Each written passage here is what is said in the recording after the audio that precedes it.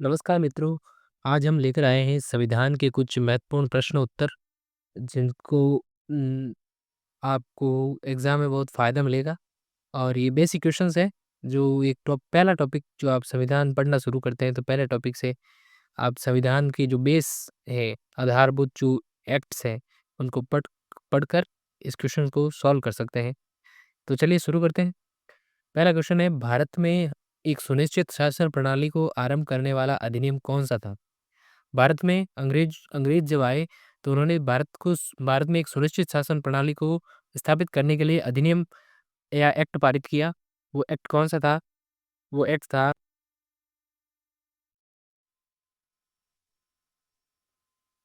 वो एक्ट था regulating act 1773। कौन-सा था? Regulating act 1773।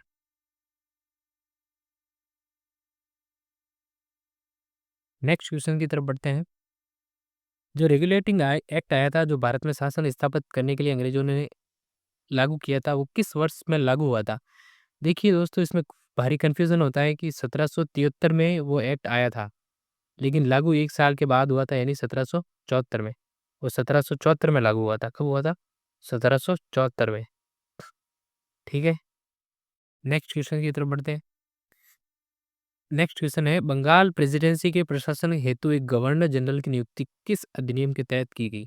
बंगाल में प्रेसिडेंसी स्थापित की गई थी अंग्रेजों की, उसमें प्रशासन के लिए गवर्नर को गवर्नर जनरल बना दिया गया था। वो किस एक्ट के तहत बना दिया गया था? तो वो क्वेश्चन है, उसका उत्तर हो जाएगा regulating act 1773। Regulating act 1773। Next question है, रेगुलेटिंग एक्ट 1773 के तहत किन अन्य प्रेसिडेंसियों को बंगाल प्रेसिडेंसी के अधीन कर दिया गया था? जब रेगुलेटिंग एक्ट बना था तो बंगाल जो अंग्रेज़ों का मूल स्थान अंग्रेज जहाँ पर आए थे वो पहले जहाँ से उन्होंने व्यापार आरंभ किया था तो उन्हीं को उसी स्थान बंगाल को उन्होंने अपना ठिकाना बनाया था कोलकाता को। तो उसके दौरान जब अंग्रेज़ों ने भारत में अब और राज्यों को जीता, तो मेन जो हेडक्वार्टर बनाया था, वो बनाया था मद्रास और बम्बई को। बंगाल को बनाया था, अन्य हेडक्वार्टर थे मद्रास और बम्बई प्रेसिडेंसी, जिनको बंगाल के अधीन कर दिया गया था। नेक्स्ट क्वेश्चन की तरफ बढ़ते हैं। पाँचवाँ क्वेश्चन है, बंगाल के गवर्नर को किस अधिनियम के तहत बंगाल का गवर्नर जनरल बना दिया गया था? मैंने आपको पहले ही बताया बंगाल का गवर्नर था जिसे मद्रास और बम्बई प्रेसिडेंसी को इसके अधीन कर दिया गया था और इसे गवर्नर जनरल बना दिया गया था। गवर्नर जनरल किस अधिनियम के तहत बनाया गया था? तो गवर्नर जनरल 1773 अधिनियम के तहत बनाया गया था। ठीक है? Regulating act 1773। अगला क्वेश्चन है, रेगुलेटिंग एक्ट 1773 द्वारा गठित गवर्नर जनरल की परिषद में कितने सदस्य थे? तो कितने सदस्य थे? 3, 4, 5 या 7? तो सदस्य थे 4। ऑप्शन नंबर बी सही हो जाएगा। नेक्स्ट क्वेश्चन की तरफ बढ़ते हैं। बंगाल का प्रथम गवर्नर जनरल कौन था? बंगाल का प्रथम गवर्नर से गवर्नर जनरल बनाया गया 1773 में। तो पहला कौन बना था? पहले बना था वॉरेन हेस्टिंग्स। कौन बना था? Warren Hastings. नेक्स्ट क्वेश्चन की तरफ बढ़ते हैं। भारत में सर्वप्रथम सर्वोच्च न्यायालय की स्थापना किस अधिनियम के द्वारा की गई थी? भारत में सबसे पहले हाई कोर्ट की स्थापना या फिर क्या सॉरी सुप्रीम कोर्ट की स्थापना। भारत में सबसे पहले सुप्रीम कोर्ट की स्थापना किस अधिनियम के तहत की गई थी? तो सुप्रीम कोर्ट की स्थापना की गई थी 1773, रेगुलेटिंग एक्ट 1773। नेक्स्ट क्वेश्चन 9वां है, रेगुलेटिंग एक्ट 1773 द्वारा स्थापित सर्वोच्च न्यायालय में कितने न्यायाधीश थे? सर्वोच्च न्यायालय जो पहली बार बनाया गया था, उसमें कितने न्यायाधीश थे? तो 4 न्यायाधीश थे। कितने थे? 4 न्यायाधीश और 1 मुख्य न्यायाधीश था। ठीक है? 1 मुख्य न्यायाधीश और 3 अन्य न्यायाधीश, सॉरी 1 मुख्य और 3 अन्य न्यायाधीश। नेक्स्ट क्वेश्चन है 10वां, रेगुलेटिंग एक्ट 1773 की त्रुटियों को सुधारने के लिए कौन-सा अधिनियम पारित किया गया था? जब रेगुलेटिंग एक्ट की त्रुटियाँ थी, उनमें कुछ गलतियाँ थी, उनको सुधारने के लिए एक एक्ट पारित किया गया था, उसका नाम था एक्ट ऑफ सेटलमेंट 1781। ठीक है? ये क्वेश्चन आपके एग्ज़ाम में बहुत काम आने वाला है, बेसिक क्वेश्चन्स है। ठीक है? ईस्ट इंडिया कंपनी के मामलों की निगरानी के लिए बोर्ड ऑफ डायरेक्टर की स्थापना किस अधिनियम के द्वारा की गई थी? ईस्ट इंडिया कंपनी थी, उसने अपने मामलों की निगरानी के लिए बोर्ड ऑफ डायरेक्टर की स्थापना की थी। उसके लिए अधिनियम कौन-सा था? तो उसके लिए अधिनियम था रेगुलेटिंग एक्ट 1773, जिसके के अंदर ही बंगाल के गवर्नर को गवर्नर जनरल बना दिया गया था, ठीक है? अगला 12वां क्वेश्चन, ईस्ट इंडिया कंपनी के व्यापारिक और राजनीतिक कार्यों को अलग करने के लिए एक अधिनियम कौन-सा था? उन्होंने व्यापारिक और राजनीतिक कार्यों को अंग्रेज़ों ने अलग कर दिया था, उसके लिए उन्होंने एक अधिनियम पारित किया गया था। वो अधिनियम कौन-सा था? तो वो था Pitt's India act 1784। Pitt's India act 1784, ठीक है? अगला क्वेश्चन, 1784 के पिट्स इंडिया एक्ट के तहत ईस्ट इंडिया कंपनी की निगरानी के लिए कौन-सी संस्था बनाई गई थी? हमने पहले ही पढ़ा था कि भई ईस्ट इंडिया कंपनी के जो कार्यों की निगरानी के लिए उन्होंने एक एक्ट पारित किया था 1784 का पिट्स इंडिया एक्ट। उसी के तहत उन्होंने बोर्ड ऑफ कंट्रोल की स्थापना की थी। बोर्ड ऑफ कंट्रोल बनाया था, ठीक है? 14 नंबर क्वेश्चन पढ़ते हैं, Pitt's India act. Pitt's India act 1784 के तहत ब्रिटिश उपनिवेशों के प्रशासन पर नियंत्रण और निरीक्षण का उत्तरदायित्व किस पर था?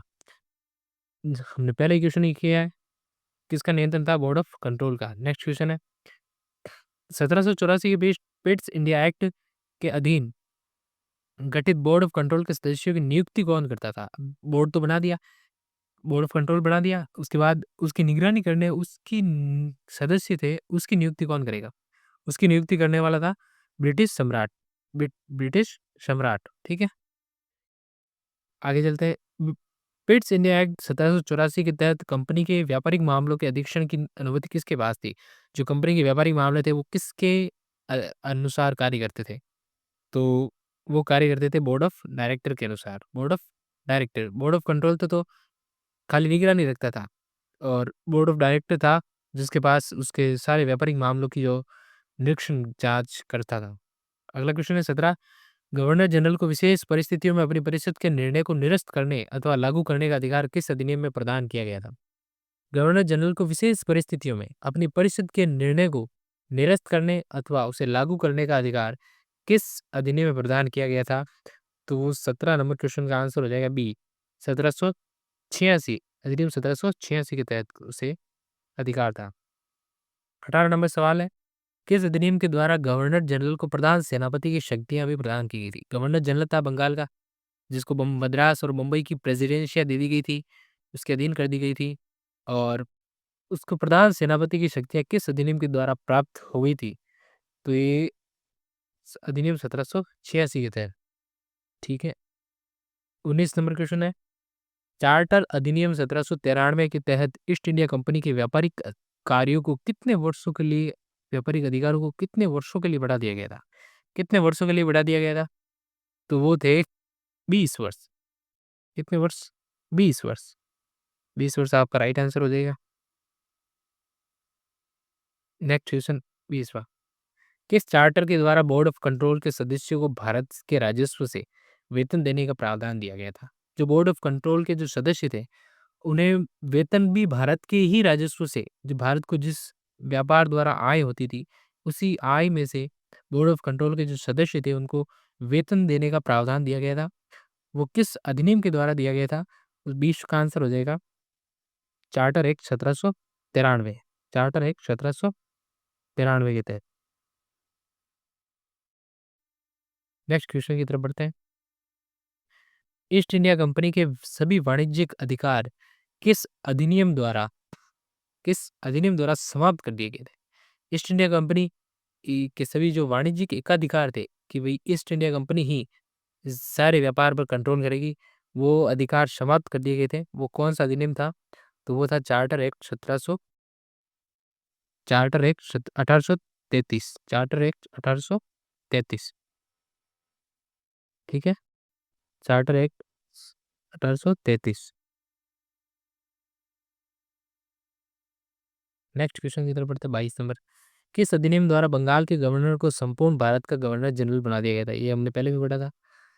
22 में हो जाएगा सी 1853, चार्टर एक्ट 1853 के द्वारा। चार्टर एक्ट 1853 के द्वारा। नेक्स्ट क्वेश्चन, भारत के प्रथम गवर्नर जनरल कौन थे? भारत के प्रथम गवर्नर जनरल थे 23 में B, Lord William Bentinck. Lord William Bentinck Bharat के प्रथम गवर्नर जनरल। नेक्स्ट क्वेश्चन की तरफ बढ़ते हैं।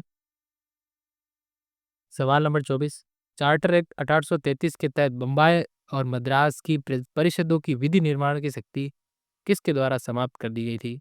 तो विधि निर्माण की जो शक्ति थी वो चार्टर एक्ट 1833 के द्वारा ही समाप्त कर दी गई थी। अगला क्वेश्चन, चार्टर एक्ट 1833 को किस धारा में उपबंध किया गया कि किसी भी भारतीय को मात्र धर्म, जन्म स्थान, वंश, वर्ण के आधार पर किसी भी सरकारी सेवा के लिए अयोग्य नहीं माना जाएगा? तो ये धारा 87 के तहत ये किया गया था, धारा 87। नेक्स्ट क्वेश्चन, किस चार्टर एक्ट के द्वारा ये सुनिश्चित किया गया था कि भारतीय क्षेत्रों का प्रशासन अब ब्रिटिश सम्राट के नाम से किया जाएगा? तो भारतीय जो क्षेत्र थे उनका प्रशासन अब ब्रिटिश सम्राट के नाम से किया जाएगा। तो वो कौन सा एक्ट था? तो वो एक्ट था charter act 1833। Charter act 1833। Next question, किस चार्टर एक्ट के द्वारा भारत में दास प्रथा को गैर कानूनी घोषित कर दिया गया था?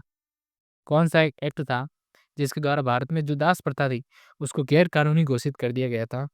तो वो था चार्टर एक्ट 1833।